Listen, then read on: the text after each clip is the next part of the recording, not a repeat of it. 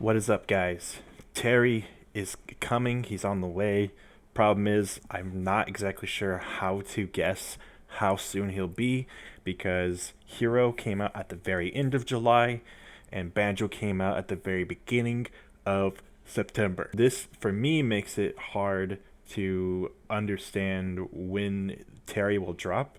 We just know it's November, and considering how, I mean, it'll pass. November will come before we know it. Like, Terry's gonna be here pretty much any second. Now, some of you guys might be saying, "Okay, any second, you mean like the first week of November?" I don't really mean that. I just mean sometime in November. It's way too hard to guess.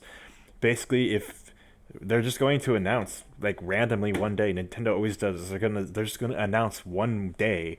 Tomorrow we're gonna show off Terry. Like that's just what they're going to do. So we'll see when it happens. But what I'm here to talk about today is I'm watching a Papagino's video talking about Cosmos being leaked into Smash, and he recently also talked about Reimu from Toho being put in Smash.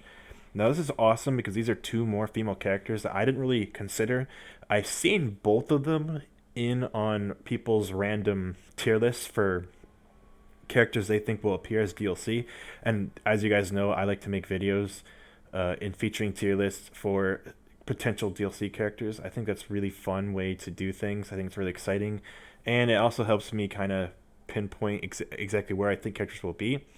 And the reason why a lot of those characters I keep lower, the reason why I keep a lot of those like uber Japanese characters lower is because I just don't see how they could be considered popular enough. But when Terry was announced, that really changed the way I view things. Now I feel like Terry being announced really opens up characters that I think are lower on the totem pole, and it's honestly important because it's not me being biased when I say Terry doesn't deserve it. I actually love Terry. I just put a video up today about Terry, and I just streamed myself playing King of Fighters for a little bit, and I love Terry. I've always loved Terry. He's one of my favorite fighting game characters of all time. Not one of my favorite game characters of all time, but if we're talking about fighting game characters, we're talking about like a Mugen or a King of Fighters game or a Capcom versus SNK game. Yeah, I love Terry, dude. Is cool, and so I'm really happy that Terry's coming. But it's all part of that is because I really didn't expect any King of Fighters representation at all. I didn't really think King of Fighters, would be in Smash. I felt like people just didn't care, and it's really cool to see that Sakurai cares and he's putting Terry in. So, when you think about games like Toho, Toho is a super popular, mega huge franchise. Problem is, you wouldn't really know it unless you're a huge weeaboo. So I know what Toho is. Now you guys are saying, "Oh, you're a huge weeaboo." My friend played Toho in high school. He would bring Toho games in on like a USB flash drive and plug it into his computer in our programming class, and he would play Toho when he was done with his projects. So yeah, that was my first and really only introduction to Toho. That same friend just would keep showing me different Toho projects. And now some of the people I talk to online and meet here and there will randomly mention the fact that they like Toho games, and they'll talk about the Toho game that came out on Switch and stuff like that. And Toho, yeah, again, really, that's the only reason why I know the franchise. Like, there is a Toho fighting game for all, with and Reimu's in it. So if they're gonna do a Toho character, it's got to be Reimu. She's definitely the face of the franchise. Everyone knows that, and I think no one would be upset if the face of the franchise is in Smash, because I think just the fact, if you're a Toho fan, like for me as a Persona fan, when I see Joker in Smash, that still blows my mind that Joker's in the game, because it really just shows how much respect and how beloved Persona has become, and they had to really crawl. Atlas had to really crawl to get that going, because Persona is not even the mainline Shin Megami Tensei game. Persona is actually not even its own franchise. It's a part of the family of Shin Megami Tensei games. So I was telling my little brother, like, hey, Tokyo Mirage Sessions. I love that game. I love Tokyo Mirage Sessions, and so much I can't even say the name. I love that game a lot, and it's really underrated. And this really awesome underdog of a game that came out on a. I think a lot of people would really love that game if they played it on a mainstream console. And the problem is the Wii U existed, and I think JRPGs just do really really well on handhelds. It seemed like JRPGs on 3DS and Vita were both killing, and on the Wii U, well, no, not so much. And now that it's on the Switch, I think it has a huge opportunity to make a giant comeback. So we'll have to see. But in my explanation that that game was basically Persona, my little brother would correct me a lot, saying, "Well, that's just how the Shin Megami Tensei games are," because he's a fan of Persona One. He actually likes Persona One. He likes all the Shin Megami Tensei games, and it's like, yeah, I mean, I understand that they all are like that, but some of the Shin Megami Tensei games are more of hardcore dungeon crawlers. You know, my real only taste of that is playing Persona Q on 3DS, which I think is an amazing game. It's to me, Persona Q is right up there with the other Persona games that I love because PQ is just so much fun. I honestly, I wish, I wish PQ2 could come to Switch because I just don't want to buy it on the 3DS, but I might have to because boy, do I love me some PQ, and the fact that Joker and the rest of the Persona 5 cast is in that game, that sounds awesome.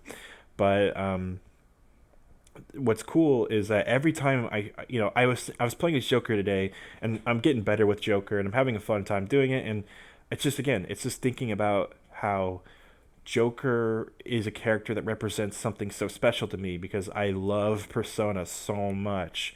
It's one of my favorite franchises, and it's a franchise that really got me back into JRPGs. It makes me excited to play them again.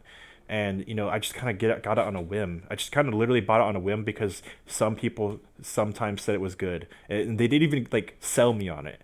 I didn't even know anything about the game. They just were saying like P4 is pretty good, and I just bought it. And like some people I saw online were cosplaying one of the characters, and I was like, oh, that character looks cool. Like literally, I just literally bought the game on a whim on the Vita and fell in love with it. And I was like, wow, this is like my favorite game ever now. And it's just some random Vita game. So when Persona 5 came out, and of course after that, I got really invested in Persona. I went back and played the earlier games, and I played some of the spin-offs for Persona 4. And now seeing all the love Persona 5 is getting, I'm really happy. But you don't think that a little game like Persona will be represented in Smash. And when you think about Toho getting represented in Smash, that could be a huge moment for the Toho fans, for them to see their franchise they love being vindicated. For them seeing the franchise they love getting the respect that they think it deserves. And you look at the love that Persona got and how the stage will be yellow or blue depending on if it's playing a song for Persona 3 or Persona 4, and there's Mii costumes from Persona 3 and Persona 4. And it's like, yeah, I bet you there's going to be some Mii Gunner costumes for other Toho characters besides Reimu that will get in the game. So, what a cool thing. And, it's like Goemon is in the game as well, which is a cool thing too, because he's in his Mii costume. So, people who like these small Japanese games that are popular in video game history but aren't like super huge and beloved and well known in America because everyone's playing Fortnite right now. Americans, they play Fortnite and Minecraft, so it's like everyone's like, oh, maybe they'll do a Fortnite or Minecraft character, and it's like no disrespect, but um, you know.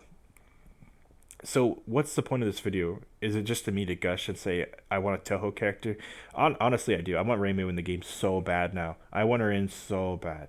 If I had to pick any one female character, that's who I want right now because I don't think 2B is actually going to get in because I think Gino has a stronger chance than 2B.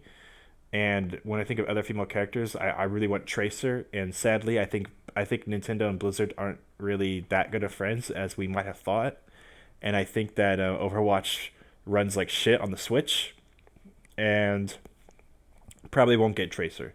And I'm sure there's plenty of other female characters. I know again, people want Lara Croft, but I just kind of scoff at that. I'd rather have a no name, obscure Japanese character than a Western character who I just don't like at all, and I think that it's just rather disingenuous that people like the character when no one talks about those games anymore. Or really ever have. So, yeah. Um, what character do I want? Do I want Cosmos? Cosmos is pretty damn cool, but I'd rather have Reimu from Toho. But another reason why I wanted to make this video is because I got some comments in my video about female DLC characters that I kind of want to address.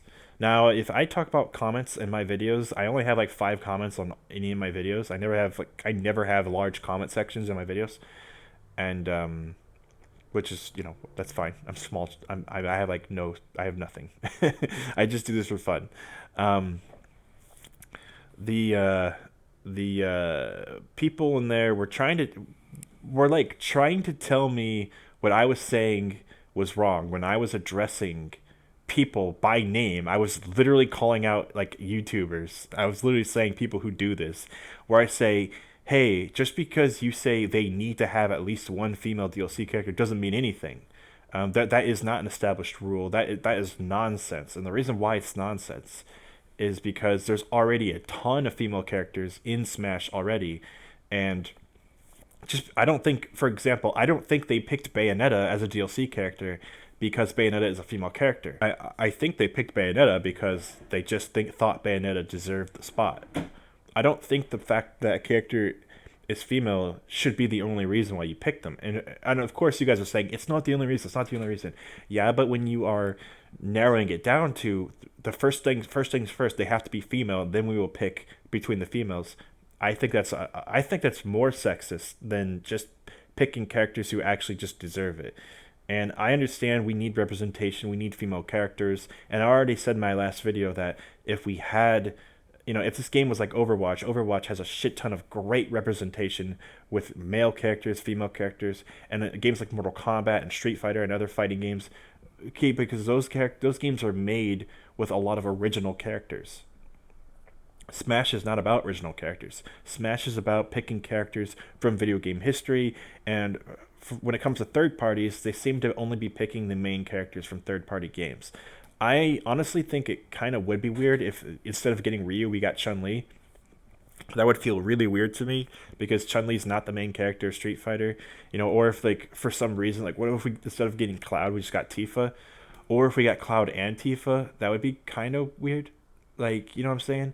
Like I understand why Sakurai is only doing the main characters, though there was a president.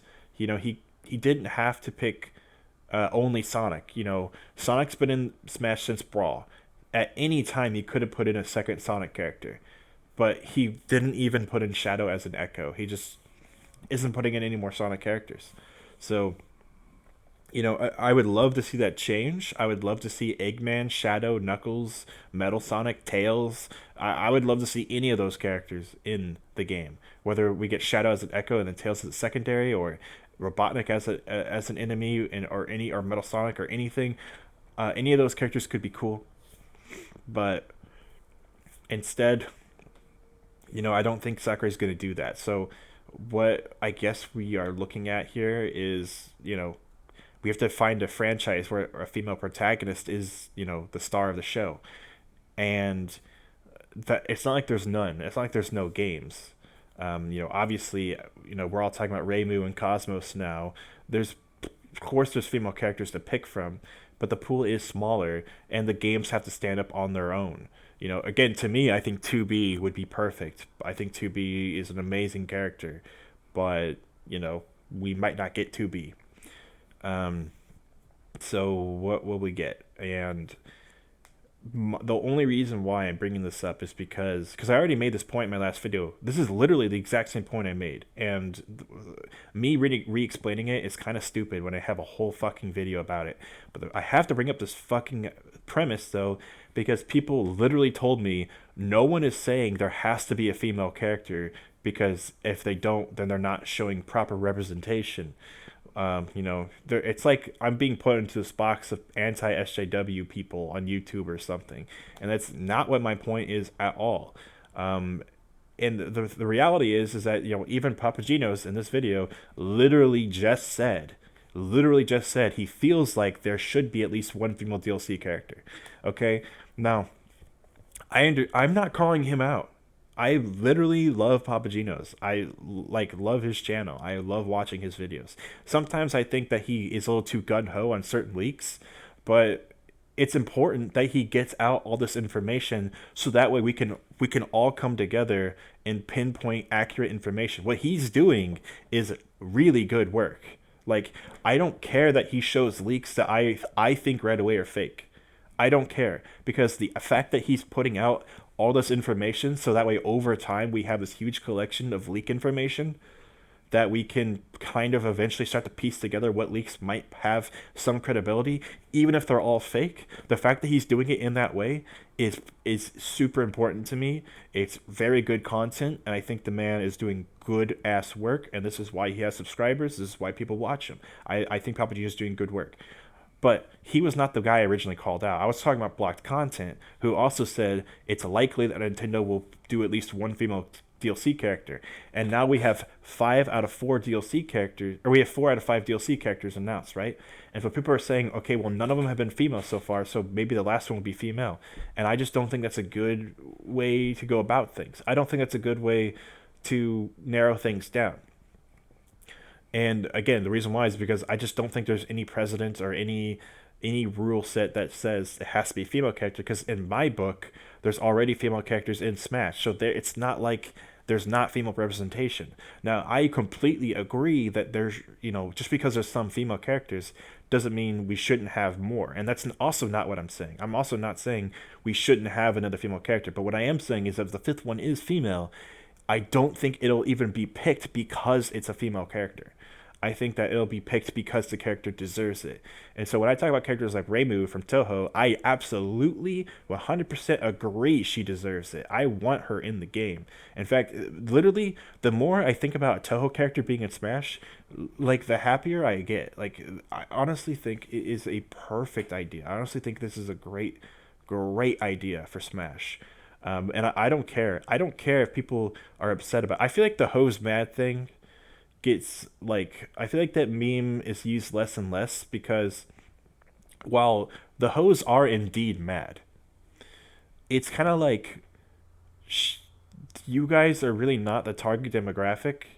I hope Zoomers understand this that Smash has existed like when they were like 4 years old, and like I was playing Smash 64 in first grade, and I obviously I'm old as fuck now, but I'm just saying like Smash is more for like young it's for like young 20-year-olds, and for a lot of us we grew up with like Melee and 64 and stuff, and this is for our generation. This is not for kids who are like just now growing up playing Minecraft. This is not for kids who you know I don't know what to say. All I'm saying is that like it's also not for just Americans. It's for everyone in the whole world. And that means not just America and Japan. And that also means not just America, Japan, and Europe. We have to also keep in mind all of the Latin countries, all of the Hispanic countries. Everyone has to play Smash. We all have to play Smash. Then we also have the Asian countries that aren't Japan, though usually other Asian countries align with Japan, like a lot of the time, but it's not always the case. Sometimes like games by Blizzard, for example, are really big in other Asian countries that aren't Japan. So maybe teaming up with Blizzard for a character would be a cool move, but maybe not. But what I'm saying is that games are popular. Popular games are popular in different regions. Like, just because a game's popular in one region doesn't mean it's not popular everywhere, right? Or not just because a game isn't popular in your region doesn't mean it's not popular somewhere else. Is what I'm trying to say. So when you get a character like Terry, well, yeah, they love fighting games in other Spanish-speaking countries, and that is why, a lot of people from different Latin countries are super, super hyped for Terry, and like Zero even made a video where he said like he grew up in Chile, and he's like, yeah, all those people saying that people in Spanish speaking countries are going to be happy about Terry were completely correct, because we would all play King of Fighters, and it's like, yeah, that's just how it is, man. So if a character from like Reimu gets put in, I think that Terry has proven that characters who aren't popular in America can get in. And I mean, Hero also exists, and we were like, okay, but that's because this is a Japanese game, blah blah blah. Well, yeah, I mean, I think characters that aren't popular here are totally gonna start. I think we're gonna see more of them. And honestly, I should have known better when I saw Shulk in Smash 4.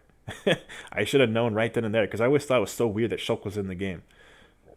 But it just makes sense. It just makes sense now. Like everything is adding up. So, but also again, what I'm trying to say here is don't don't tell me that my premise is wrong. Like, and I don't want anyone to get yelled at or harassed or anything like that. But there was more than one comment about how my premise was wrong because I guess they were thinking not a single soul, not a single person was saying what I thought they were saying when it's like multiple people have said this, and these are big figures in the community. And again, I'm not calling them out, or I'm not saying like they're shitty people or whatever, but what I am saying is that this is just not a good idea for a this is not a good idea to narrow down characters, is to go based off gender. I just don't think that's what they're going to do. We're talking about Japan. We're not talking about, no. It's still America. Nintendo of America does help influence these decisions. So but at the end of the day, it's still Sakurai's decision. It's still Nintendo's decision.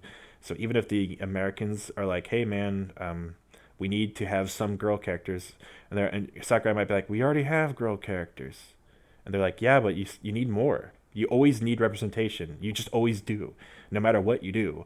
And then Sakurai be like, "Okay, well, thanks, but I don't care." Like it's up to Sakurai to say, "Oh, you're right," or I don't care. It's up to him. So, um, of course, I think that I think that the characters for season one, they've all been picked since like last year. Like they were all like confirmed and clarified. Like the list was completed before the game even came out. I think I might be wrong about that. No, no, no. It was confirmed that the list was completed the day Joker was announced. I'm pretty sure. I could be wrong, but either way, basically the list was basically confirmed like right away. So none of these season one characters are should be like a shock or surprise.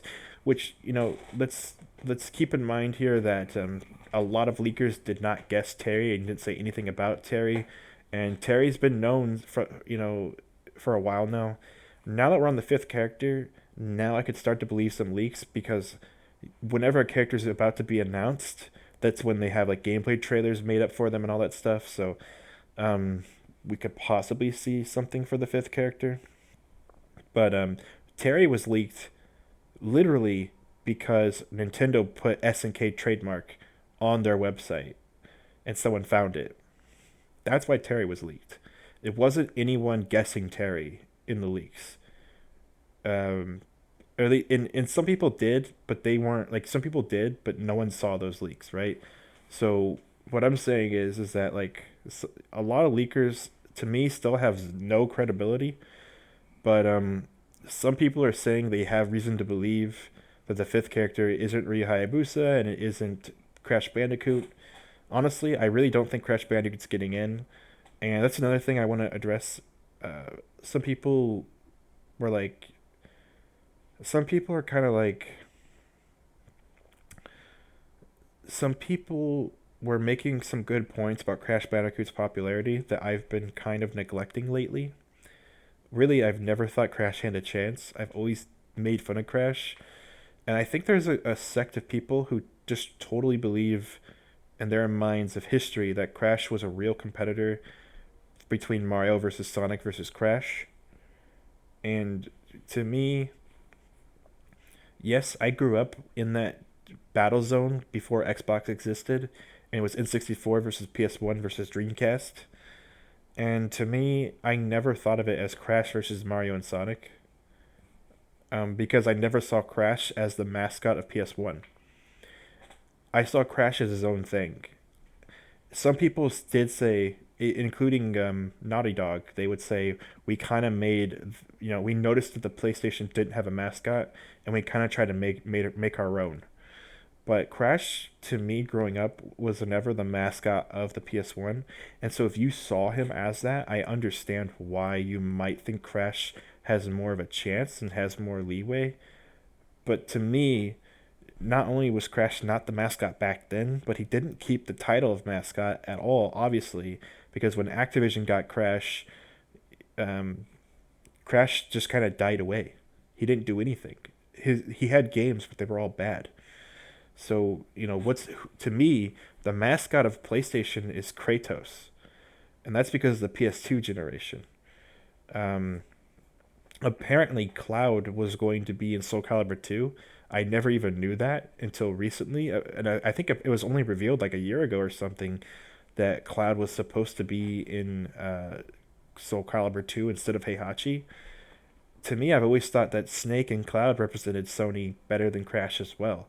And maybe it's because I played Final Fantasy VII and I played Metal Gear Solid 1 on the PS1. Hey, I also played Crash 1, 2, and 3 on PS1 when I was a kid. I also played Tony Hawk's Pro Skater and all that stuff. But at the end of the day, to me, I always thought like Snake and I always thought Metal Gear Solid and Final Fantasy were like the two things that PlayStation had that really and Cloud was the first character from Final Fantasy to be exclusive on PlayStation because Final Fantasy VI was the previous game on Super Nintendo. So to me, I never really saw Crash as the mascot. I always thought when I thought PlayStation, I didn't think Crash Bandicoot, and I always thought of the more mature games because they were very cinematic. And really, when you think of Crash, it really doesn't showcase the true capabilities of the PS1. Whereas Final Fantasy VII, with its multiple discs, and Metal Gear Solid, with all of its voice acting and all these cutscenes, to me, Final Fantasy VII and Metal Gear Solid really represent the PS1. Now, that's not to say Spyro and Crash don't deserve recognition. I totally think when you think of PS1, not PS2, Crash, Spyro, those games matter immensely, and those games need to be included on like a PS1 collection list or like a top 10 PS1 list or anything like that. Those games are super huge for PS1. But when I think of Sony in general and mascots for Sony, I don't think Crash even a little bit, and I definitely don't think Spyro. I think Snake and Cloud are way bigger representations of Sony than those guys. So that's why for me, when people talk about like if we have Mario, Sonic, and Crash all in one game, that represents like you know all these different companies coming together, and it's like no, to me it really doesn't. To me, the fact that Snake and Cloud are in the game already says way more than having Crash in the game. And maybe you could say, okay, but putting when you have Mario, Banjo, and Crash in the game, that's like the main mascot of all three companies. It's not though. Banjo has barely has any ties to Microsoft at all. Yes, Microsoft owns him currently, but they've only made like one game with him, you know, and it wasn't very well received. It was very, very poorly received. So to me, it's like I just don't understand why people want Crash so badly. I mean, again, I like Crash Bandicoot. I really like the first two games. Three's whatever, but one is very frustrating and difficult. I don't think it stood up the test of time, whereas Banjo Kazooie did. I didn't grow up with Banjo. I grew up with Crash, and when I played Banjo, I was like, wow, I wish I grew up with this game instead of Crash because Crash is just nothing. Crash is just whatever. Crash 2 is a pretty good game. Don't get me wrong. And I love video games, man. So I don't want to say you shouldn't play a game or you shouldn't like a game. Crash is a great game. I really like Crash 2. I bought the Insane Trilogy, and I own a Crash Bandicoot shirt that I wear all the time. A lot of people say I like that shirt, and I'm like, cool, because I like Crash Bandicoot, man. But I just don't think he really belongs in Smash. Maybe for season two, though. Maybe for season two. Maybe for season two, because after a while there's going to be a lot of characters, and after a while it's like maybe you should put him in. Let's see what other characters we get though. But I really don't think Crash will be the fifth character. um the fifth character is one of those things where I'm like, I really want it to be Gino, but I'm not sure right now. That's like my most hype pick would be Gino, but even I'm the one who's super hard about Spirits not getting in, and saying if we're gonna get Spirits, it might be for season two. So I really can't back Gino that hard because it goes against my own logic that I'm the one who fights so hard to say Spirits can't get in. Of course, there is literal confirmation that Shantae's not. The voice actress for Shantae said she's not going to be in Smash. She literally said that. She said she said she still wants to be in Smash, but she hasn't been in. She has not recorded any voice acting for Smash yet. So yeah, Shantae's not the fifth character, maybe the second character, but I think season two characters are starting being put in development right now, and that's why we got the leak that Reimu's coming. I think Reimu is probably season two character. So who is the fifth character going to be? And a lot of people are saying there's leak information about Ryu Hayabusa. Yes, I think Ryu Hayabusa is most likely going to be a season 2 character. I really do, because he probably wasn't put in because there's a Fatal Frame character in as a assist trophy, which is the reason why I said even though Nintendo loves Koei Tecmo and loves Team Ninja, he might not get in because there's already representation from that company in the game. And now it's like, okay, well, if there's a season 2, again, season 2 mentality is different from season 1 mentality. Season 2 mentality doesn't need to look at the game as much as season 1 does, because season 1 is always planned when the game is coming out. Season 1 is planned basically in the same mentality, like this is all content that should have been in the game anyway, and it was just kind of kept for later. That's kind of how it is. Even though the characters are being made after, they're not completed first. They're made after the game comes out. But the idea is to plan those characters like right around when the game's coming out, or even before the game's coming out, to start planning those DLC characters, right? So season 2 is different. Season 2 is you start making those characters and planning those characters after way after the fact. So I think Ryu Hayabusa definitely has a big chance there, and I would love to see him. I think Reimu from Toho has a big chance, and I would love to see her. The funny thing is, and also I think I was really big into Resident Evil, and I don't think Resident Evil has nearly as much of a chance this time. Which again, Resident Evil, that's another female protagonist character that could be in. I'm just throwing that out there. That's another female protagonist we could get in. Again, I don't think that matters, but I'm just saying that's just another option. But I think that if we get any character, I don't know who the fifth character will be. I have no idea, because I just named like 4 characters that I think make more sense for season 2 than they do for season 1. So I think Terry was a huge surprise for me. It was a huge wake up call for me. And at this point, I'm just until I have an amazing idea that would make more sense for season 1 than season 2, I'm just gonna write it out and wait. But I would love to see Cosmos. Don't get me wrong. And I would love to see anyone, really. It's very, very unlikely that they'll show a character that I won't know. Because even if they show a character that's only popular in Japan, I'll probably know that character. So I'd say I love video games, and for all these characters that have been announced, I think they all deserve it so far. I think they're all amazing choices. I think they all play really good. So it's like, again, I can't be that upset with anyone. A lot of people who want characters like Gino, Bandana D, and a lot of those characters like Bandana D make more sense for a sequel to Smash than for a DLC character. I have no idea why Bandana D didn't get put in this one. I think it's just because Smash Ultimate had to get out at a certain time, and Sakurai even said, because so many characters returned, that's why there's not going to be as many new characters. But to me, Smash Ultimate is so hype that any character that wasn't in Smash 4 who did return, it's like a brand new character, because the way Wolf plays and the way Pokemon Trainer plays and the way Pichu plays and Young Link plays, those characters are all considered very, very high tier. Like, you notice a lot of characters who are cut who didn't come back into Smash 4, and some of them didn't even come back into Brawl because Pichu and Young Link were cut. Those characters were really high tier for a while, you know? That's just how Smash Ultimate is, man. Smash Ultimate breathes new life into these characters. So, yeah, so the fact that there isn't as many new characters doesn't really matter, because the characters that came back are like new characters. So that's why I think we didn't get Bandana D though, because there's so many new characters. There can't be that many new characters this time around. And I gotta say, I don't mind. Smash Ultimate plays amazing. It's such a good game. It's so fun, and the new characters that have been included, I really like. And characters like Joker, I'm just happy are even there. But and I'm really happy Terry's here now too. I can finally talk about Terry, and people actually know who Terry is, because I don't have to say, "Have you ever played an SNK game?" Instead, I can just straight up say, "Oh, he's like the character in Smash with the ponytail and the red hat. That's Terry. That's my boy." And now people know who Terry is. So I'm glad. I'm glad. So again, you should never be upset about a character getting in.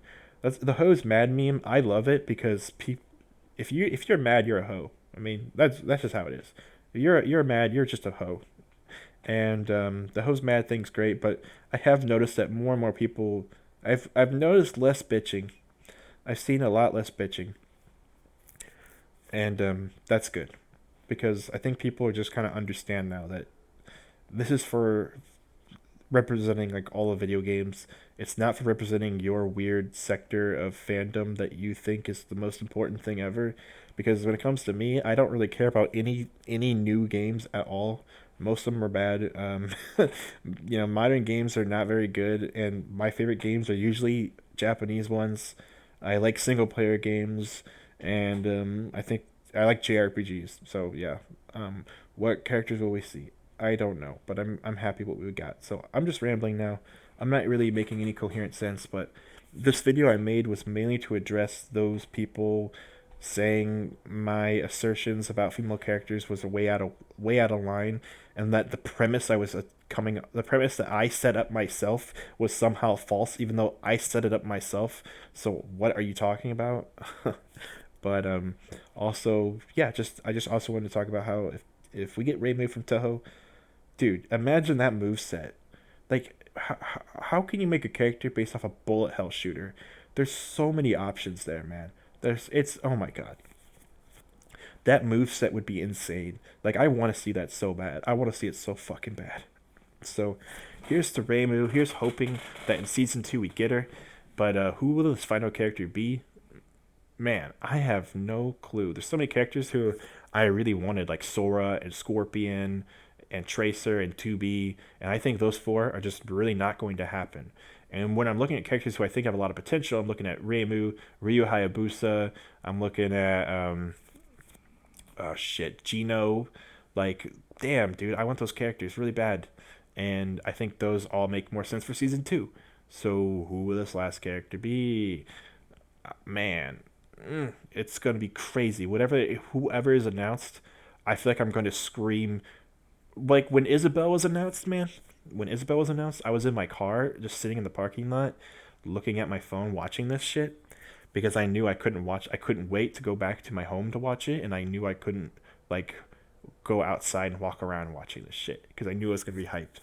And literally, when Isabel was shown, I was literally yelling in my car. I was going, "Oh, Isabel! Yes, yes, yes, Isabel!" And I started saying, let's go, Isabel!" And it's like Isabel was a character I didn't even want that much. I just thought like it was a cool idea. Like Isabel was a character that Virgibin was tossing around. He said, "You guys aren't gonna believe this, Isabel," and stuff like that.